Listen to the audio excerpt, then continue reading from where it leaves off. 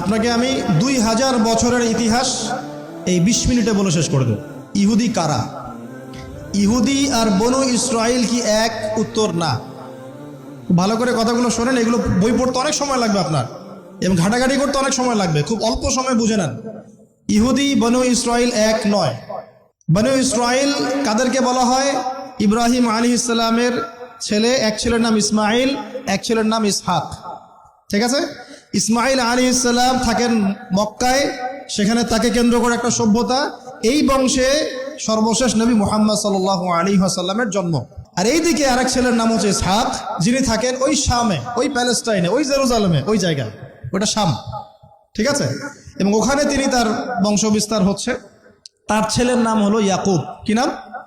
ইয়াকুব আলাইহিস সালামের আরেক নাম হলো ইসরাইল। ইয়াকুব আলাইহিস সালামের আরেক নাম কি? ইসরাইল। এবং তার সন্তানদেরকে বলা হয় বনু ইসরাইল। তার সন্তান অনেক। এই সন্তানদের মধ্যে একজনের নাম ইউসুফ। ঠিক আছে? তারপরে আসছে পরে ইউনুস। এই বনু ইসরাইলের মধ্যেই দাউদ, মূসা, সুলাইমান, ঈসা ইবনে মারিয়াম।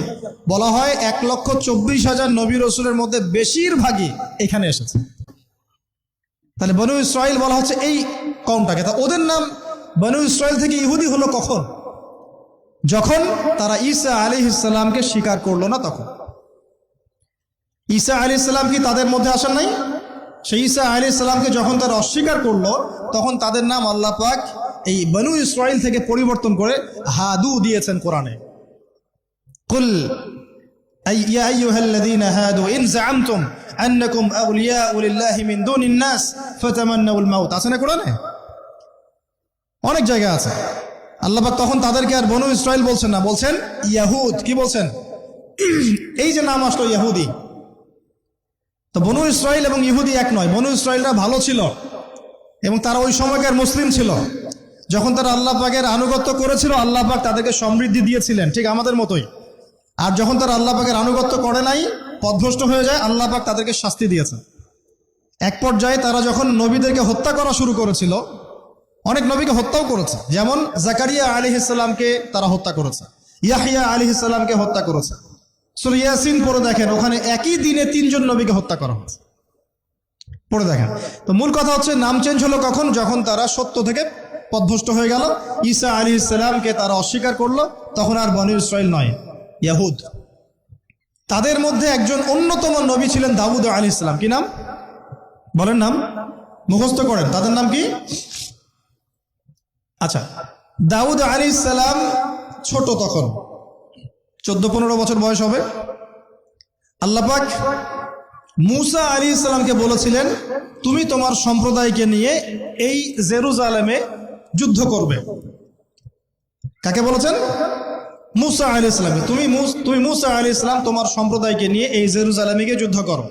ওখানে আমালেকা নামে একটা সম্প্রদায় আছে, এরা খুবই শক্তিশালী। তবে তোমরা যদি ইমানদার হও, তোমরা এর উপর বিজয় লাভ করবে।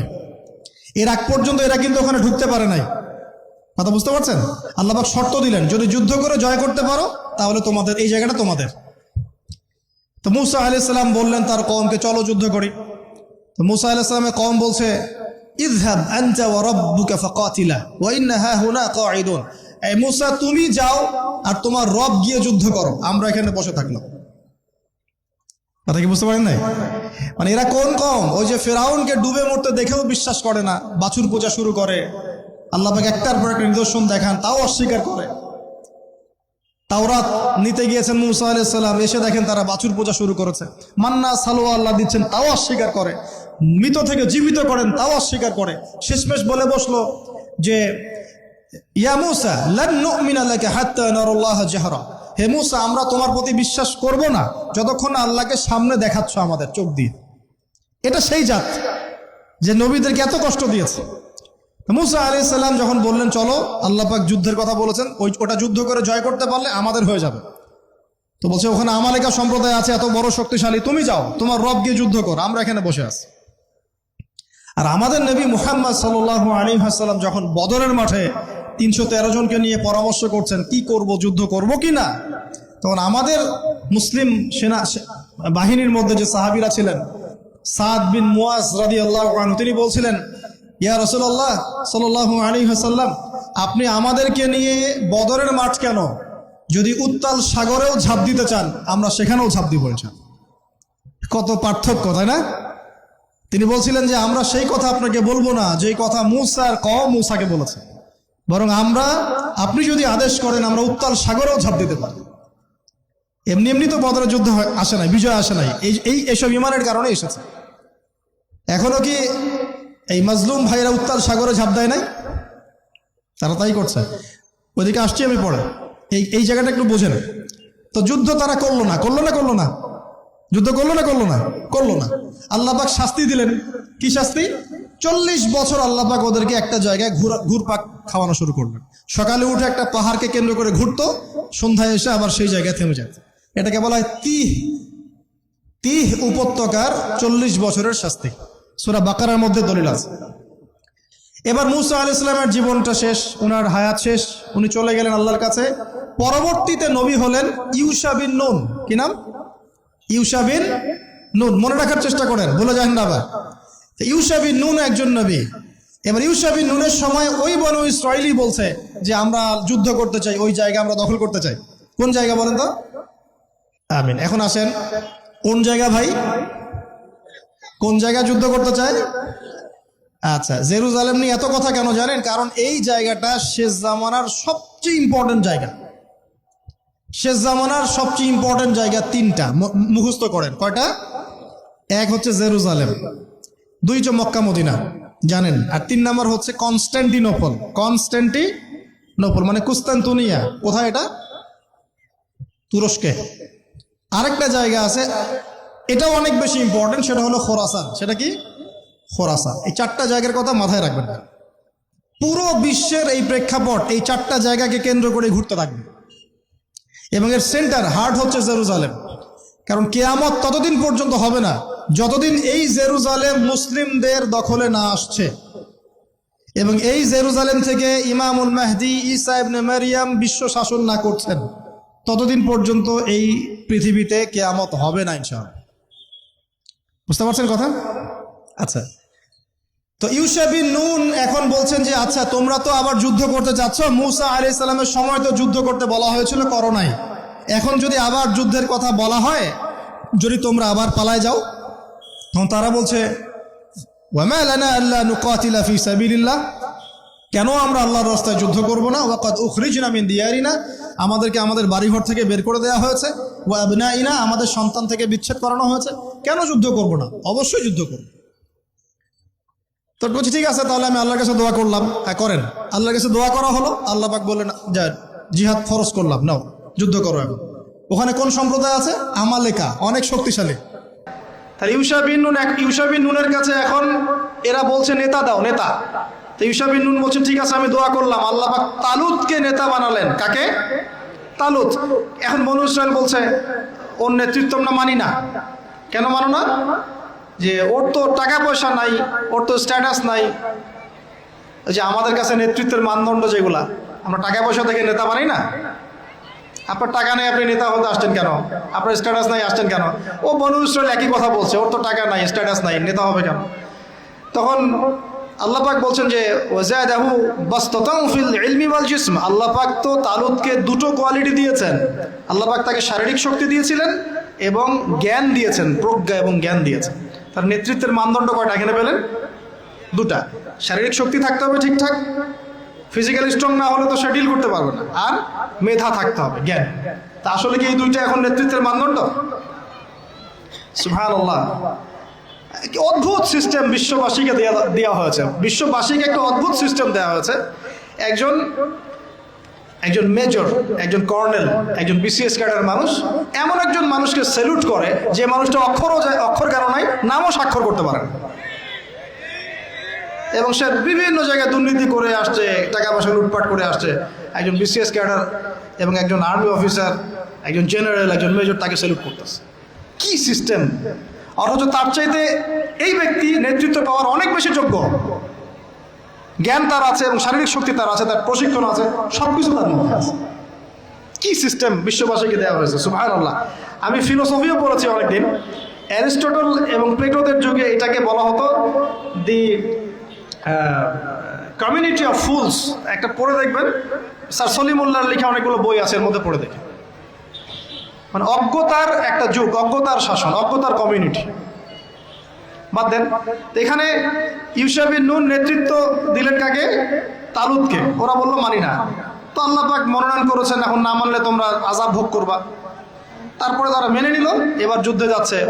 ওই জেরুজালেম মুক্ত করতে যাচ্ছে।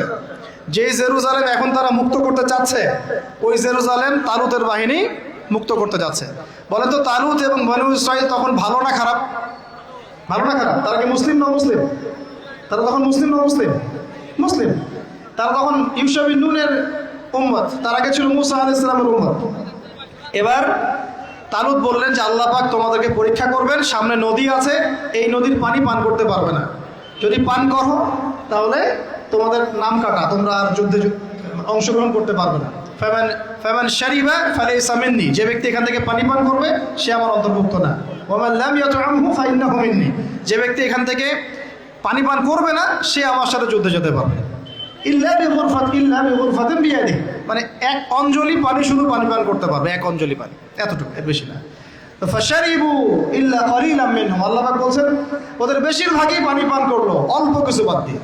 অল্প কিছু সংখ্যা তাফসীরে এসেছে 313 জন বাদ দিয়ে, 313 জন বাদ দিয়ে, 313 যে বদরে, এখানেও।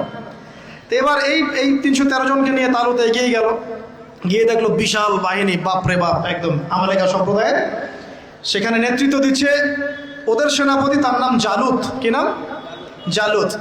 এবং এই জালুতের বাহিনী দেখে মুসলিম বাহিনী বলছে যে লা তাকাতা লানা বিজালুতি ওয়া জুনুদিহি, এই জালুতের বাহিনীর সাথে পেরে ওঠার ক্ষমতা তো আমাদের এখন হবে না।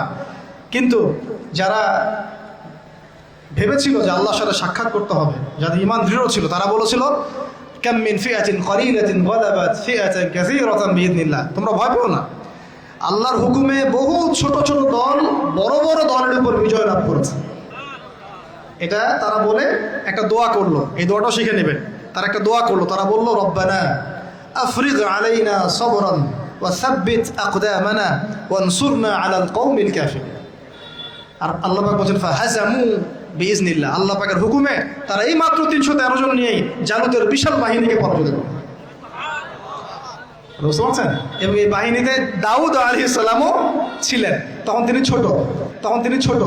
এই জালুতকে হত্যা করেছে দাউদ আলাইহিস সালাম। দাউদ আলাইহিস সালাম জালুতকে হত্যা করলেন। কিভাবে হত্যা করলেন সেটা আসছে, যে এই গুলতি নিক্ষেপ করেছিল দাউদ আলাইহিস সালাম, আর তার চোখে গিয়ে লাগে জালুতের, এতেই জালুত মারা যায়। তো এখন মূল কথাটা হচ্ছে, দেখুন এই বনু ইসরাইল এই যুদ্ধে জয়লাভ করে এই বাইতুল মুকাদ্দাস বা জেরুজালেম জয় করলো। এই যে তারা প্রথমবার এখানে ঢুকলো, এর আগ পর্যন্ত কিন্তু ঢুকতে পারে না। এবার আল্লাহ পাক তাদেরকে বললেন তোমরা এখানে যদি আমার আদেশগুলো মেনে চলো, এই জায়গা তোমাদেরই, তোমরা এখানে থাকবে। কিন্তু যদি তোমরা আদেশ না মানো, আমার বিরুদ্ধাচরণ করো, তোমাদেরকে এখান থেকে বের করে দেব। আর আল্লাহ পাক এটা বলেও দিলেন লা তুফসিদুন্না ফিল আরদি মাররাতাইন, তোমরা কিন্তু 2 বার সীমা লঙ্ঘন করবা, আমি কিন্তু সতর্ক করছি তোমাদেরকে। কয়বার? 2 বার। এবার দাউদ আলাইহিস সালামের সময় তারা খুব সুন্দর ছিল, একদম রুলিং স্টেট। বলা হয় যে দাউদ আলাইহিস সালামের সময় তারা ওই জেরুজালেম থেকে বিশ্বকে শাসন করেছে। ঠিক আছে? দাউদ আলাইহিস সালামের পরে আসলো তার ছেলে সুলাইমান, নাম কি? সুলাইমান আলাইহিস সালাম। এই সময় আরো সমৃদ্ধি লাভ করলো, এত সমৃদ্ধি যে বাতাসের উপর নিয়ন্ত্রণ। জিনরা ডুবুরির কাজ করে পাথর এনে দেয়, জিনরা ডুবুরির কাজ করে মণিমুক্তা এনে দেয়। জিনদেরকে দিয়ে এই যে বাইতুল মুকাদ্দাস তিনি নির্মাণ করালেন আবার, তাই না? এই যে বাইতুল মুকাদ্দাসের কথা বলছে। তারপরে বাতাসকে যদি বলেন এখান থেকে আমাকে নিয়ে যাও, 1 মাসের পথ 1 বেলায় চলে যাচ্ছে। পিঁপড়া হাঁটছে, সুলাইমান আলাইহিস সালাম পিঁপড়ার ভাষা বোঝেন, পাখির ভাষা বোঝেন। তারা তেলাওয়াত করেন, মাছ এসে তেলাওয়াত শুনে। মানে এমন একটা সভ্যতা, এই সভ্যতা পৃথিবীতে আসেনি কখন। এবং আপনি যতই সায়েন্স অ্যান্ড টেকনোলজির কথা বলেন না কেন, এই লেভেলে আপনি যেতে পারবেন না, কখনো পারবেন না। কারণ সুলাইমান আলাইহিস সালাম একটা দোয়া করেছিলেন, রব্বি হাবলি মুলকান, আল্লাহ আমাকে এমন রাজত্ব দান করুন, লা ইয়ামবাগি লি আহাদ, যেমন রাজত্ব আপনি কাউকে দেন নাই কখন। পৃথিবীর ইতিহাসে সুলাইমান আলাইহিস সালামের মতো রুলিং স্টেট কোনোদিনও ছিল না, আসবেও না। তো সুলাইমান আলাইহিস সালাম এবং তার অনুসারীরা তখন ভালো ছিলেন এবং জেরুজালেম থেকে তারা বিশ্ব শাসন করেছেন। এবার শুরু হলো তারপরে এদের অধঃপতন শুরু হতে হতে এমন একটা জায়গায় চলে গেল যে জেনা, এই মদ খাওয়া, এই সুদ খাওয়া, এই মানুষকে হত্যা করা, এমনকি নবীদেরকে হত্যা করা, এমন কোনো পাপ নাই করতে বাকি রাখলো না। এমন কোনো পাপ নাই মানে নবীদেরকে পর্যন্ত জবাই করে হত্যা করেছে। আর কি কিছু বলতে হবে?